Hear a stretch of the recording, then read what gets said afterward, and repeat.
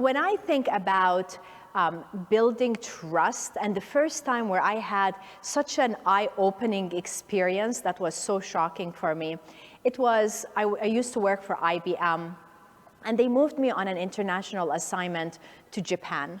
And I got there, I was the only woman assignee. I was intimidated, but of course very excited by the opportunity. Never spoke Japanese before, a brand new team. And I wanted to go there and I wanted to prove myself. I wanted to show the company that their investment is worth it. So I became so direct, right to the point, focusing on the bottom line, focusing on the metrics, focusing on due dates and all of this, and I was sharing them with my team and being so strict about them.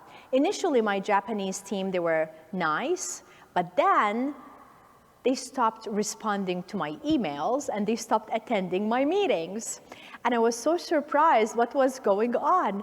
But then I realized that there's just something weird happening. And I asked the interpreter and I said, what is going on? And she said, Dima, you're missing an important step. Whenever you're working with a culture like the Japanese culture, you need to start by building trust.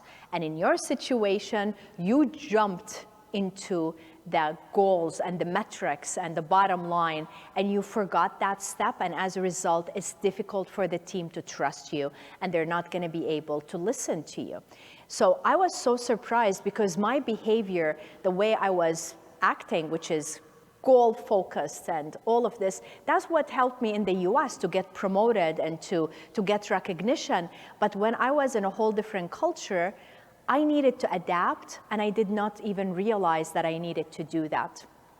So I started to slow down and spend time with the team, go out with them drinking a lot of sake. Apparently that helps to build trust.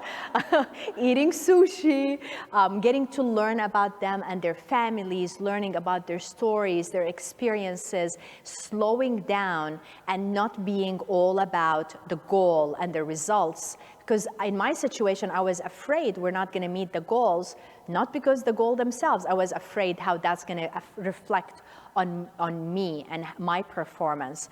So the more I slowed down and the more I connected with the team, and I started asking them how they would like me to be a leader, what do I need to adapt and change in order for me to build better trust and better relationship with them, somehow they started responding to my emails. They started attending my meetings again. But the best part, they started performing as much as I wanted, and we ended up meeting our goals.